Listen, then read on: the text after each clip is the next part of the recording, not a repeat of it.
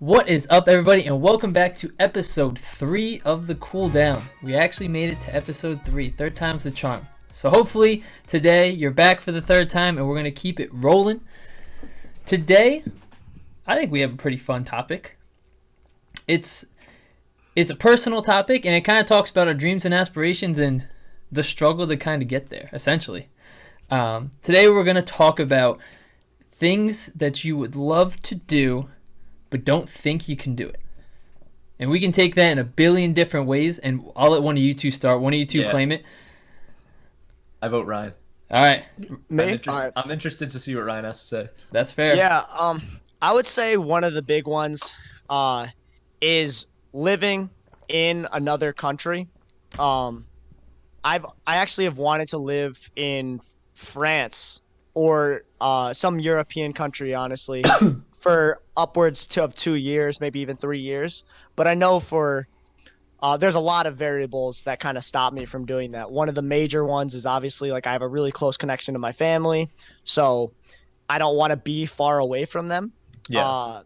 It's kind of difficult even being 5-6 hours away from them because I feel like I miss out on a lot of things. I feel like that I struggle with this concept of time away versus time for myself, and I don't know if it's always the right move to not be at home with them, but this is one of the things that personally I would love to do. I'd love to go and live in another country for a while or even forever, but it just doesn't seem like a feasible option. Yeah, it's not practical to be away from the people that you care about for that long. Yeah, and that's the emotional angle. I think that then there's the financial angle, which is I know with some of the things that I want to do, there's not as big of a community for that in some other countries, so it's hard for me to say that I'd be getting the same experience there than I would here, doing the things that I want to actually try. I want to continue with web development, app development, machine learning, all of that stuff. And yes, France or any place in Europe does have pretty good facilities for that, but I mean California or even in New York City or some of the southern states with NASA and stuff like that have some of the best research opportunities for in the world. Yeah, in the world for that. So it's another thing where yes, it would be kind of a really cool idea, but professionally, emotionally, financially, it doesn't really seem possible. And who knows, maybe sometime in the future, 2, 3, 4 years from now, my life will be different and my choices will be different. Even I could say 50 years from now, if I'm still alive, it might be very different. Hopefully you're alive in 50 years. Yeah, but you never know. You never know if it's going to be easier or harder to do those things. And I know I'm the type of person who usually is once an idea pops in my head, I try to go after it. But this is one of those ideas where if I did that, the ramifications are a little bit unimaginable. Massive change. This is not an intellectual or an economic. I feel like this is more of an emotional pull. Yeah. That's pulling you back and And I think it would be a different situation if someone you're in a relationship. So if she came along with you, then you still have something to that emotional bond. You're bringing it with you, and you kind of have someone there to have your back when you're far away from home. Mm-hmm. So maybe that would make it easier and more feasible, but then you're involving someone else's life in this thing that you're trying to do. Yeah, I think that would make it easier. But I know for me, I kind of agree with you on that. That's something it'd be interesting to live in another place. But for me, I don't know if I can be away from my family for that long. My fiance Becky, she was born and raised in Peru, South America.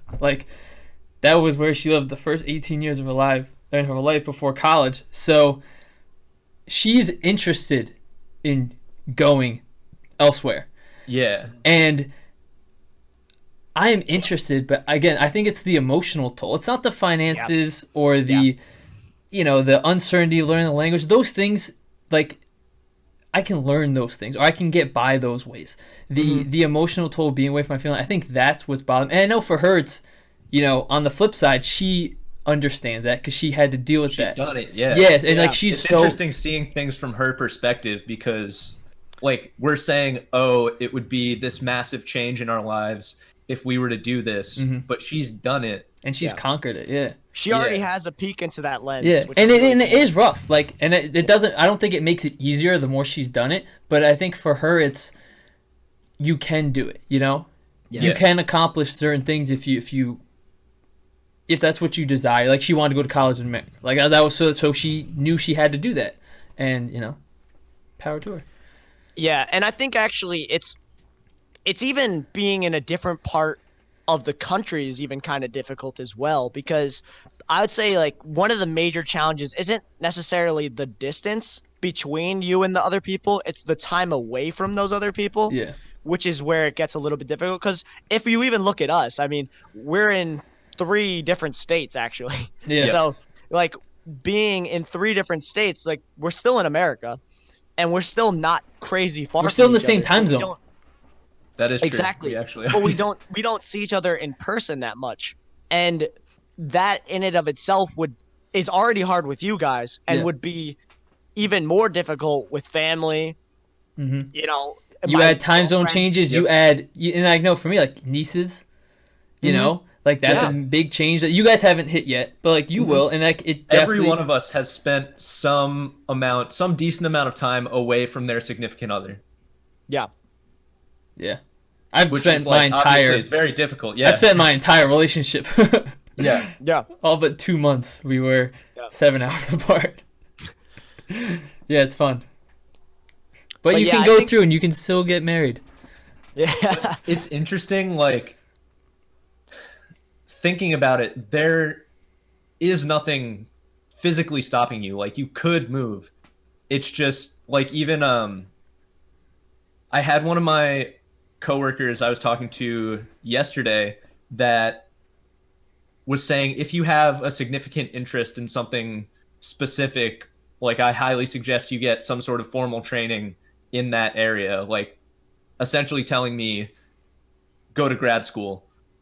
And like, if I were to do that, it would be a massive change in my life. Yeah. Because like different financials, like I'm no longer making as much money.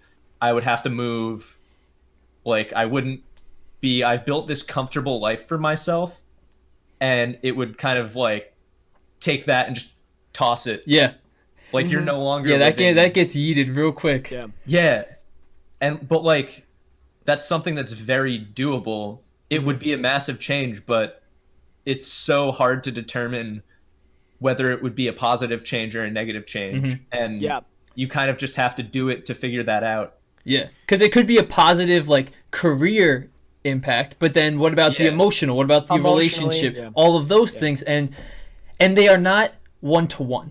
You know, a plus in your career is not a -1 relationship, and they're not inverse. And I think that's the scary part is there's now like straight up, if you go to grad school, you're gonna get more likely a better job you want. Like, but if you go to grad school, will that impact your relationship? Like that's the unknown.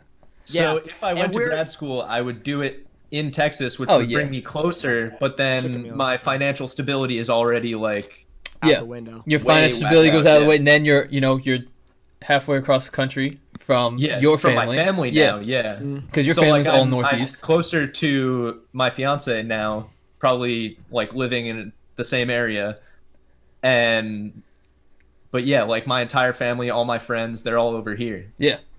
That's where it's really difficult, because like Jeremy was saying, it's almost there's these scales of preference that we are like, without enough thinking, and I don't even know if there's enough thinking that can go into this, you can determine that. Because one thing is we're definitely not consistent creatures. Like one day we'll feel like our preferences are a certain way, and a month from then our preferences will be entirely different. So consistency is not something that we're great at. So I think that any big decision like that, you have to accept that anything that you originally thought was important, has to then restart. You have to make the decision and then redecide what's important after making that decision. And the crazy part is, you really can never know emotion until it's happening. Yeah. You can, and everyone has those conversations with themselves in the shower, like, I'm going to say this, and they're going to do this, and it never happens. Yeah. You know? And I think that's the wild part of, you could say, I know financially I will struggle, but the outcome is good. You can't say that for your emotional and the relational part. Even though, again, family's different. Like, for the most part, you can still have a strong family, but it might shift. The relationships might shift, and all those little nuances.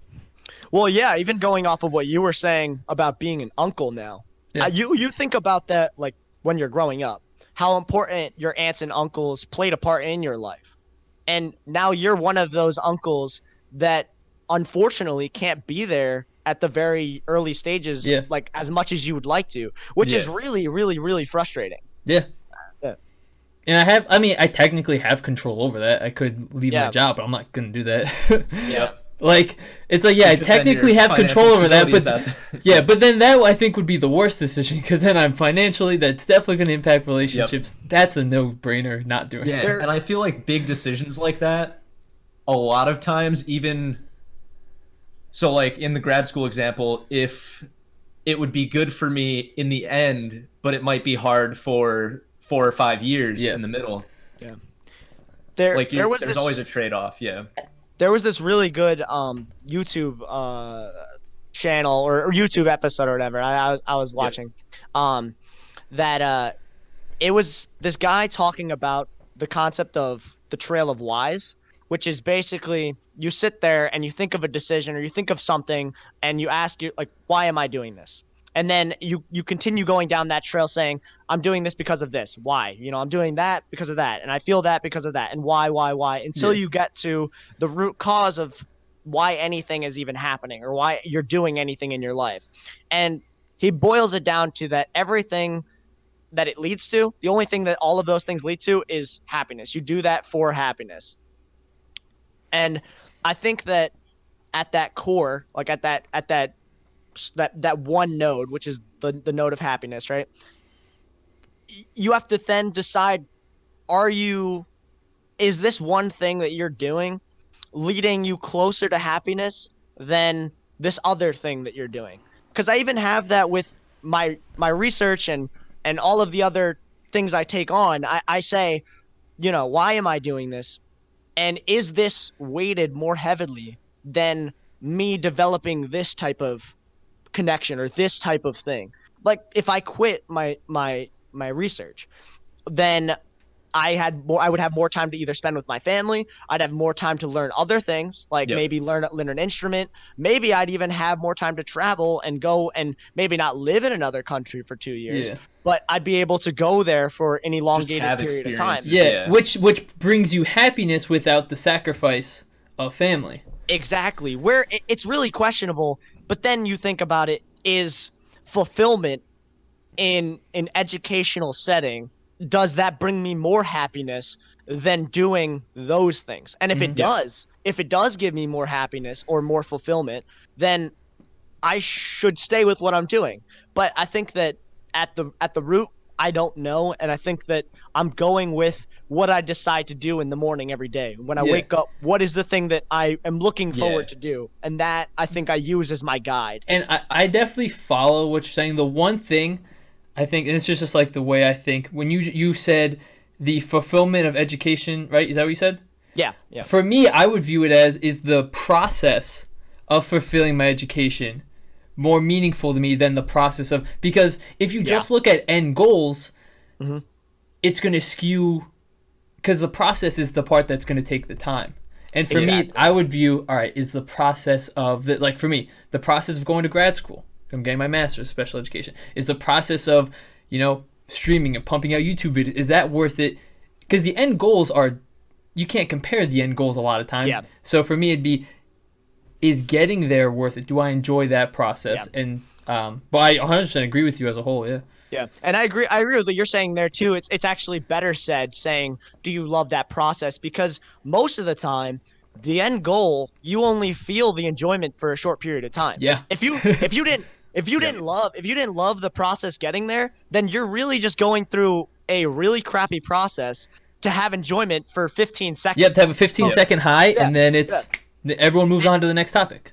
Exactly. So if you don't love the process of getting to what you view as success in that particular domain, then you're really only fighting for 15 seconds. Why are you fighting for that 15 seconds? Yeah. You can get that in other ways. So it's better said, will you find fulfillment in the process? So I agree. I feel like I can relate this to the one situation that I was thinking about where like outside of like, oh, what do I value in life? Like, do I want to make like a global impact? Or I feel like what I value the most is just like, I just want to be, in the end, I just want to be happy. And I want like the people that I care about to be happy. Mm-hmm. And a lot of times, one thing that I think would help that happen is like, if I could just drop all of the things that I'm doing right now and like move to Hawaii and open up like a surf shop or a mini golf course, I think I could live that simple life and be happy, but it's so impossible to say whether that would be a temporary happiness or whether that would be lasting. Yeah. Because it's something that I've never done and something that like it's hard to get a perspective on unless you were to do it, and it's such a big risk that like I could never see myself actually like doing does the risk tamper your happiness because you're so focused on making at least enough success that is that impacting your chance to be happy? Yeah.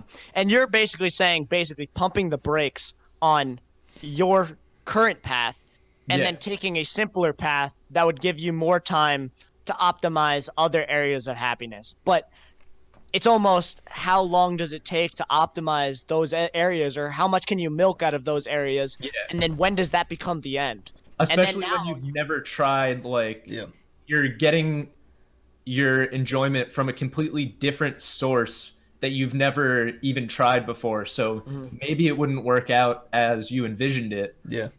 But that's why it's such a big risk, because it's just a complete unknown. Yeah. But you have this perfect idea of how it would be in your head.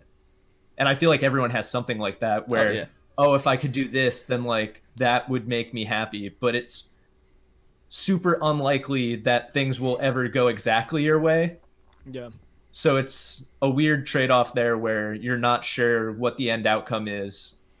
I think what you're saying is very relatable, because I think most people would, when they're in this situation where they're faced with a lot of challenges that almost push them down or feel the pressure around them, the immediate response is escape. Like, how can I escape this pressure? Yep. And a lot of other areas, it's the grass is always greener on the other side situation, where you see that maybe one life is simpler or maybe one life is more appealing. But I think that it is exactly like the grass is always greener on the other side, where it only seems that way. Like, you don't know the challenges that poses. Yeah. And that's where I think it's hard to see that unless you're in it. You can't know, yeah. Yeah. Like, from my current life situation, I could never know what it's like to live that life unless I did it, and doing it is a massive risk. So probabilistically, it is better to continue along the path that I'm on, because I know that I'm enjoying what I'm doing now, instead of having doing something that gives me a low chance of having a different kind of enjoyment that I, in a perfect world, might think would be a little bit better. Yeah. But still might have a negative effect on other people. Yeah. It's like you can want it to be good and you think it would be great for you, but you got to think about how many things have you done before that you had that thought or a similar thought. Like this just popped in my mind right now. Like when you did Brazilian Jiu-Jitsu, right? Yep. And like I know you liked it, but it was like the time and the money. It was just a lot of things, and it's if you have the opportunity to do all that stuff, would you truly want to do it all, or were you just like, are sometimes people just trying to fill voids, you know? And it's that was definitely a situation where I was like, because I had just stopped running. I was like not on the cross country team anymore because it wasn't bringing me as much enjoyment as it had been in the past. So I was like, all right, I think I'm done with this for now. I kind of need something else to take up that time. So I was like, all right, what's another competitive environment that I can kind of express myself in the same way?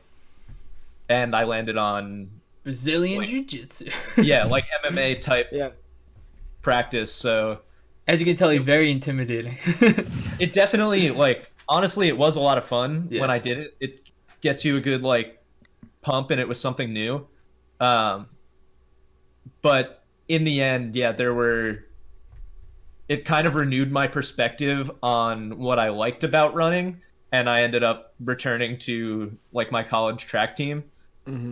So, yeah, it was an interesting time, but I think that was just, exactly one of those situations where you're like, oh, maybe this thing that brought me enjoyment, maybe this other thing will bring me more enjoyment. But then that just puts into perspective how good it was before.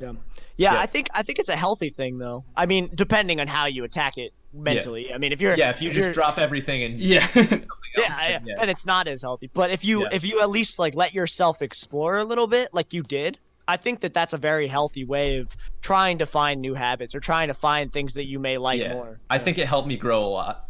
Yeah. Just like that time that I spent away. From, like, I was living in Connecticut by myself. I didn't, like, all of my friends were in Boston.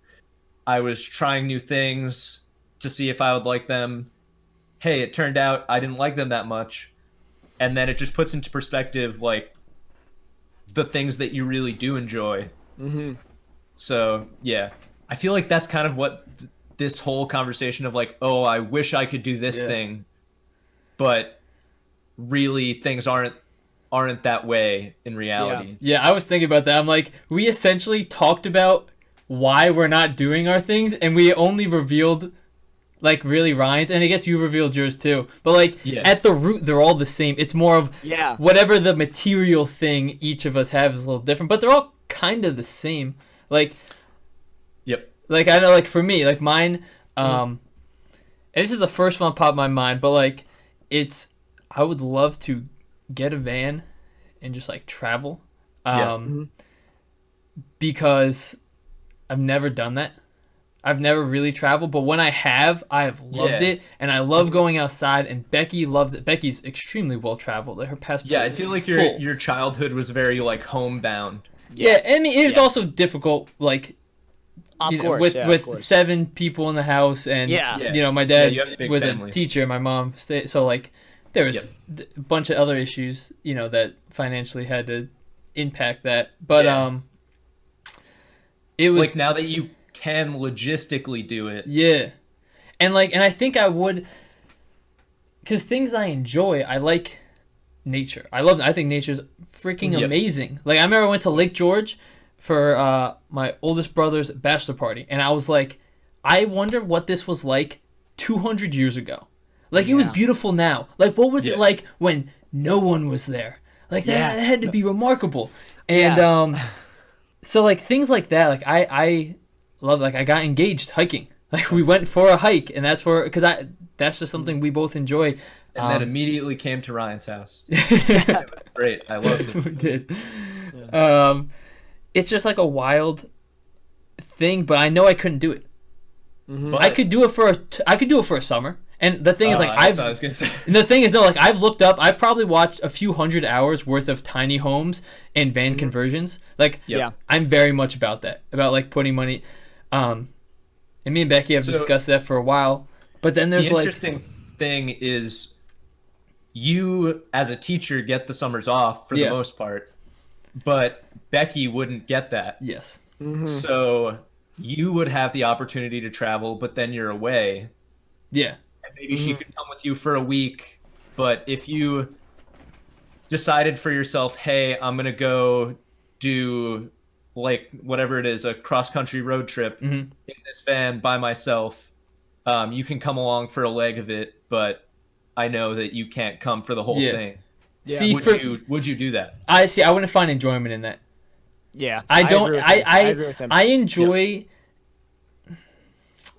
having people around you. I enjoyed solitude when I'm not experiencing something. Like, I don't mind being alone. Yeah. But when I'm experiencing... It's kind of meditative. But when I'm experiencing something, I want people to experience it with me. And that's... And like, I know it's a weird concept, but like I enjoy being alone. I think it's really good to be alone. Like, it's meditative, like you guys said. But like experiencing new places, going through most of the states I've never been to, going on hikes, going to weird diners at different places, all those things I'd want to experience with at least somebody else. So, you know, maybe it's just we do weekend trips. You know, sometimes we go north, sometimes we go west, sometimes we go south. Maybe it's we do we go a week out and then she'll fly back and I'll spend the next week driving back, or maybe like 3 days. But like, I just couldn't do that long term because of the things I love, like teaching. I love that. You know, you really access to, you know, my setup. I put a lot of time and money into this. Have you been to California, Jeremy? Yeah, I've been to California twice. Gotcha. Where in California did you go? I went to San Diego in third grade, and then I went to when I graduated college, I went out to visit my aunt and uncle in Reno, Nevada, and then we drove to San Francisco. Reno's also very nice. Yes, so I spent I spent like 3 or 4 days in San Francisco. Never been to LA. LA is kind of, it's all right. I think LA is all right. LA itself is it's the surrounding areas of LA are very nice though. Yeah, so San Francisco is one of my favorite cities I've ever been to. San Francisco's also very nice. I would agree with that. I went out to California with my brother and my dad because my dad was going to his cousin's wedding or something, and everyone else in my family was kind of busy. Sean and I just had nothing to do, so we were like, "Oh, okay, we'll go." We didn't even go to the wedding. Only my dad went to the wedding. I remember this. That's awesome. But so from LA, we drove down Pacific Coast Highway all the way to San Diego, and we hit every beach along the way. Wow. That is a trip that I would... Honestly, it's like maybe 100 miles that someone can check me on that. I'm not sure.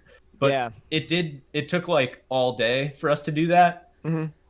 But it's a great trip. So what did you do? Anyone wants to do that. So like, what did you do? Like, you just left, and every different major beach, you just stopped and went on the beach for a little bit? Yeah, so throughout the course of one day, we started super early in the morning in LA, went to the first beach, stayed for maybe half an hour, drove from that one down to the next one, maybe 10 miles to the next one. You probably hit restaurants down the way too, right? Hit every single beach. Yeah, we got lunch. Yeah. Oh, that is really cool. Every single beach on the way down.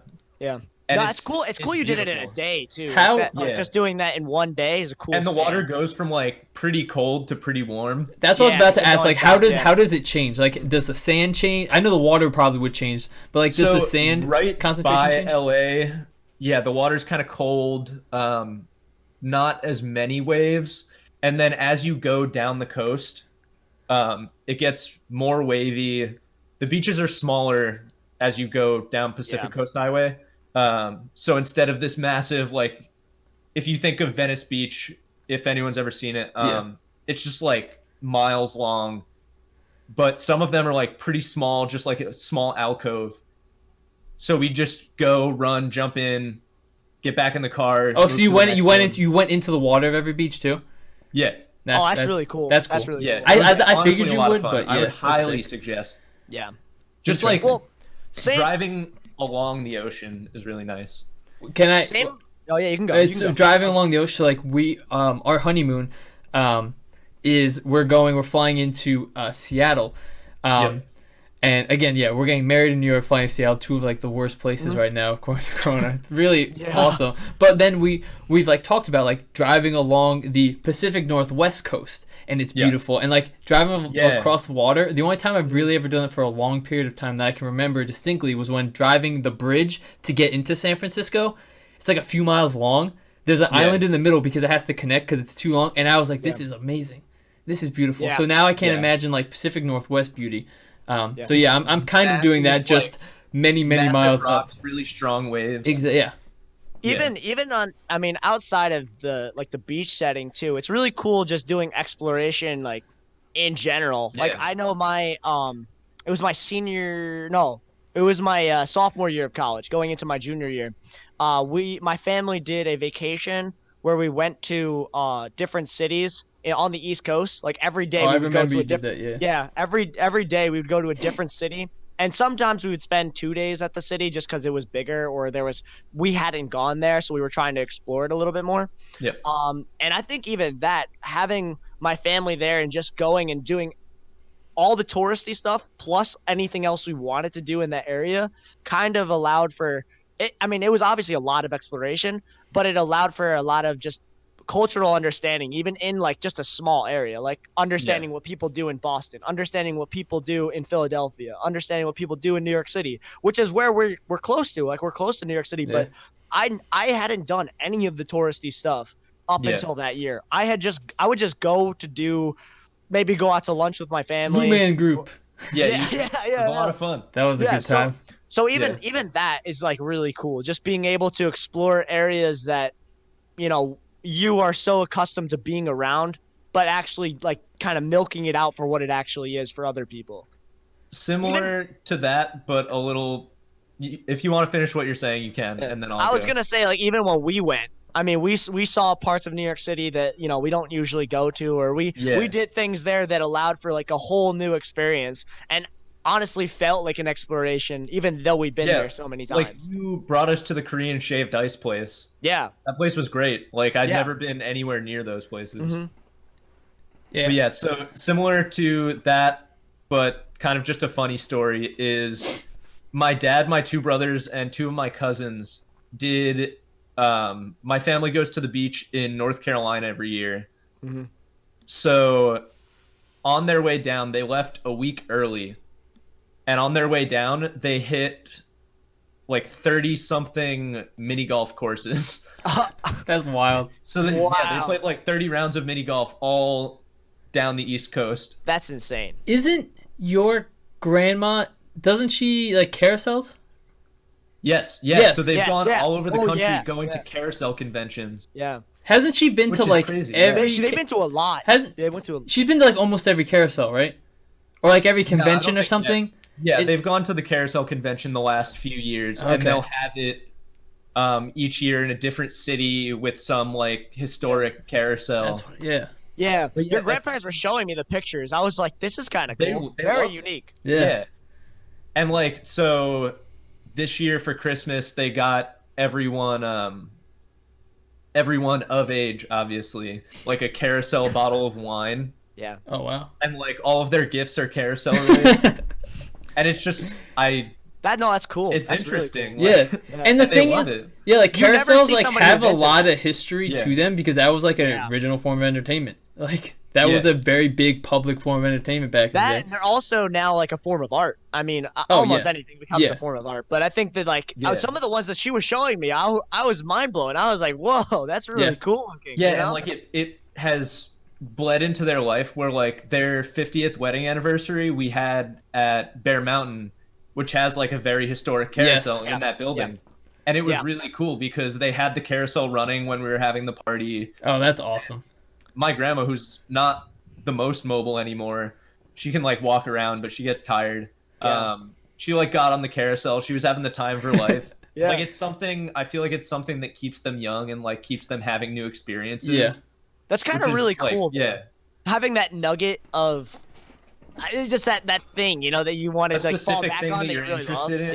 Yeah. That you really dig. Like you dig and get every little aspect of it. Yeah, it's so specific. Yeah. It's cool though. Like I remember when you brought that up many years ago and I was like kind of confused at it because for me like I think the only time I ever was on at carousel I can remember was at Hershey Park. And like I was like I guess that's cool. I don't remember being on and I'm like I guess that's cool being surrounded by like 1,000 other people and waiting in line, but I'm shocked that there's this many people interested in that. Yeah. There's a whole convention worth of people traveling. Yeah, there's literally a convention worth of people. Yeah. I think it's also it's a standout feature of a lot of amusement parks. Like even though you don't like when you walk in, it's right there. Well, they're typically one of the oldest parts. Exactly, and you won't say like, "Oh, let's all go ride on the carousel and expect to have like a thrill adventure." But I think it's like a very like, "Oh, everyone knows." Yeah, everyone knows that this is like a thing, and you just kind of like feel like a sense of, "Oh, yeah." It's like a founding principle not, but like a founding part of pretty much every amusement park. Yeah. And it's also a thing. It's like a lot of kids' first rides. You know, so it has that part to it. A small piece of everybody's heart. Yeah, I'm interested to know, like, when we get older, what's the small thing that we're gonna draw enjoyment from? Yeah. I think it might even be a lot of video game type stuff, like Peanuts. But you know what I mean? Like it might be like early the video Killers. games, Killers. That wouldn't be Game bad. Boys, Game Boy Advances, stuff like that. I think is what Yeah, we'd we're gonna probably be fall back in on. our retirement home. Bro, Everyone's gonna have their Game Boy SP. I have 2 N64s, 3 Wii's, 2 GameCubes. Like I'm stockpiled on Nintendo stuff. Which is hilarious because he didn't grow up on video games. Yeah, my first system I had was a Wii, but that came out that I got a year or two after they actually were already out. Yeah. And then I just saw them and I just stockpiled them. I remember having the NES. Like that was like a crazy time. Like my dad brought that home and we would sit upstairs just playing like Mario and this one like really cool night game that I still don't remember the name of, but before I had any video game system, one of my aunts had like a Super Nintendo, and we would be playing like Super Mario World just in my grandma's basement, and everyone was having a great time. Yeah, I guess something. I just thought about something, but I used to do that at my grandma's house too, my nana's. We would all play. That was like a big thing. Playing Disney Skate Adventure on PS2. One thing that I always kind of wanted. It's like I don't want to do it like it's gonna drive me to do it, but it'd be really cool, and I think it'd be a great summer or like a year-long trip that get most of it done this summer. Would be go to every baseball stadium. That's the thing. And a lot of people do that, and I know like I've talked to like intrinsically I've talked to like my dad and my brothers about it. I'm like it would be really cool to do, and I think that's something. So I was thinking about the carousels, like what's something that I could like go and that would kind of force me to travel to different places. Yeah, and I love baseball. Baseball is honestly like I think it might be my favorite sport. Like it's at least tied with track and cross country. Like I can't knock it below that. So like, but like, why would I ever go to Cleveland? But you know, Cleveland also has the Rock and Roll Hall of Fame, so that's a great one. Milwaukee gets you to go to a place and then for one specific thing, but then you get to experience the rest of the city. Exactly, like Milwaukee. I don't know much about Milwaukee. Like, what are you gonna do when we went to Penn Relays, we're there for a track meet. Yeah, we get the full experience by being there, like more than just, you know. Yeah. Yeah, but so and that's I was gonna say that when we're when I like travel by myself through those things, I did this one thing, right, which was once a month, like every month I would do a day by myself where I would try to explore. And doing that one day just traveling by myself, it did clear my mind, but I felt like I rushed a lot of the experiences. Like I think that like individual exploration leads to rushing. And when I was when I do that, I just feel like that I don't get as good of an experience. So the same goes for like when you would when you would go see these places, it would be really cool like not to rush that experience, not to just like go into the one place and then be like, all right, I saw this and move on to the next thing. And if you have a large group, like let's say if we all did it together, if we all went, even though like I personally don't have an attachment to baseball, but I think that I would be in it for the exploration, you know? Oh, yeah. And my thing is, like, would I only go to Met games? No, I would go to whatever teams are playing that's convenient to my schedule of tracking. But for me, baseball is baseball. Yeah, but for me, it'd be like, I'm in this city, I'm in this ballpark.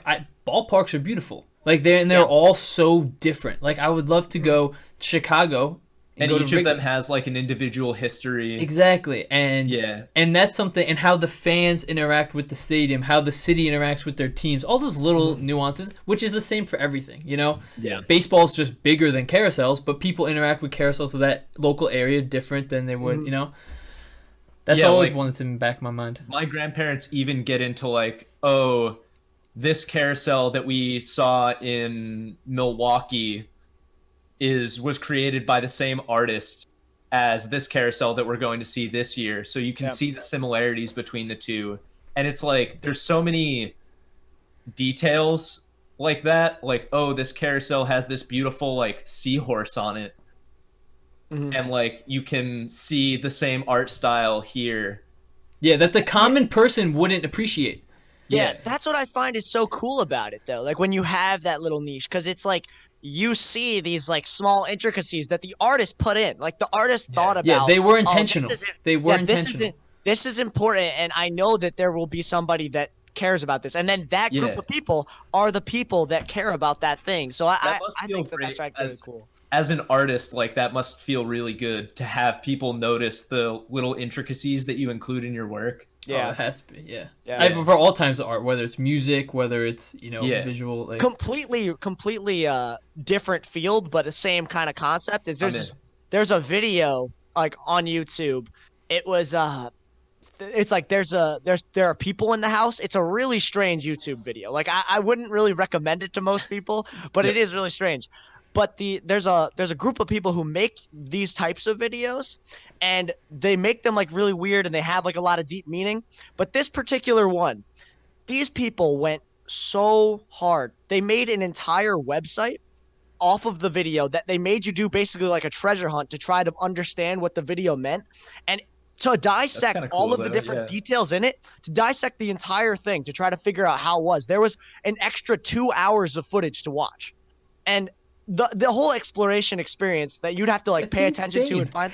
No, I know. And honestly, I wouldn't go through that process. I watched like an explanation video afterwards because I was left really confused.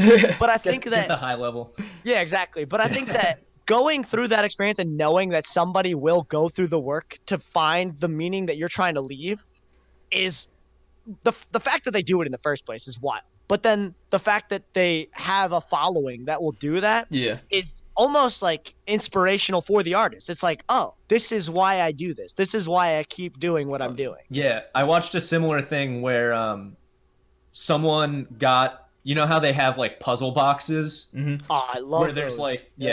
Someone got a very custom-made puzzle box that they were trying to solve, and it was like, oh, you need to take this panel that has a magnet inside it and like position it on the bottom, like very intricate.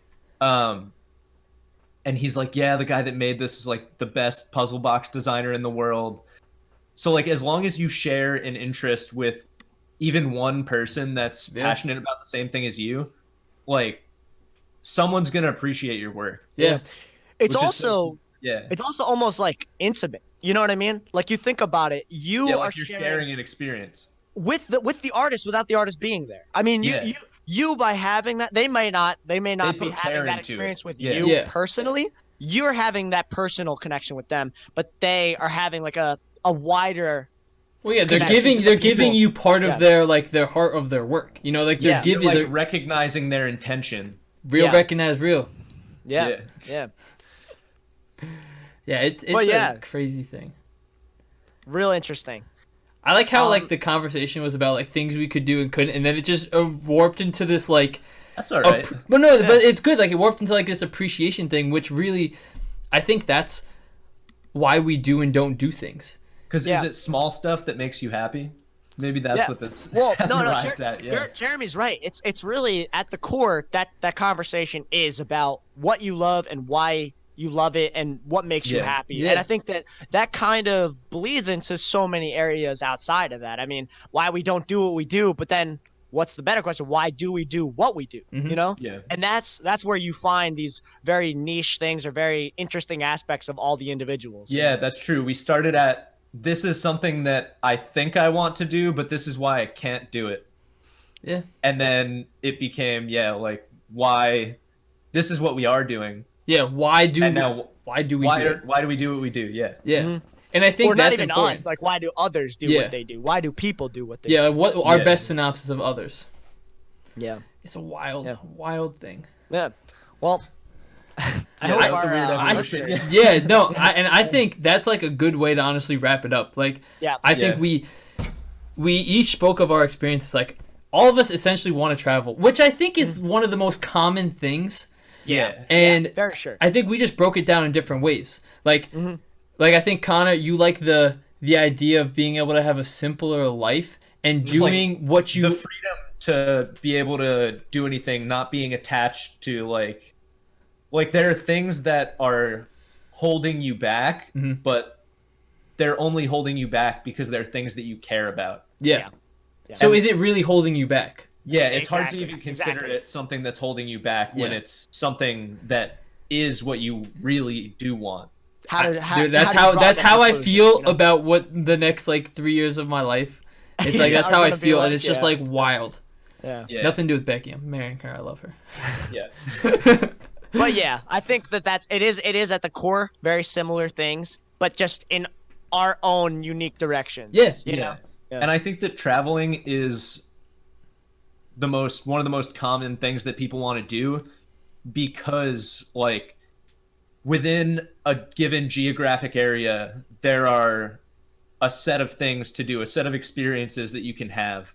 So by moving yourself to a different physical location, you're automatically subjecting yourself to a different set of experiences. Yeah. So traveling is just by default one of the ways to have you're guaranteed. You're forced to have different, like, you have no choice. Actually, then I guess abstractly, it's then we just want to experience new experiences. Our goals in life are not our goals. I wouldn't one say of the driving factors is I experiencing think as much as possible. new experiences, but also like better experiences. Because like there are some experiences that we could have that we definitely don't want to have. You know, and better, not saying better as in what I'm doing now, it must be better than that, but let's say quality experiences. Yeah, like I could travel to Iowa and walk through a cornfield. That'd be a new experience for me. But is honestly, it a quality one? I don't think it would be that fun. And I know for me, like I went to Peru this summer with Becky. Yeah. And that was like the most insane experience of my entire life. Like I never left the country before, and that's a whole different conversation that I'm not going to get into because I was there for 3 weeks. I can talk about that for a while. But like I think that opened my eyes a lot more too of like, oh, I really do enjoy this, and I do like talking to people. Like so that just made it so much. Yeah. But I think that that gives our listeners something to think about. Let us know in the comments down below what's something you wish you want to do, you could do, but don't think you can. And I think I'm rewording it that don't think you can, because we said couldn't. Yeah. You know, and I think couldn't is a definite no. Yeah, you know, like that don't think you can do or don't think you want to do. Maybe that because I think there's a different. I think now we're all at these are things we don't think we want to do because it might lessen the other. Go back to the pulley system of earlier. Yeah. But that is the end. Do you guys got any final thoughts? No, I think that's good. Yeah. Thanks for listening. Yeah, so this is the end of episode 3. Wow, third time's the charm. I think this was probably the best episode we had so far. Yeah. So make sure you like, subscribe to the channel, comment below. down below. Let us know what you're interested in, and also there's a bunch of links down below. Make sure you fill yourself in. If you missed episode 1, 2, go back to those. Pick up where you left off. Either way, guys, we are out. Peace. See you guys.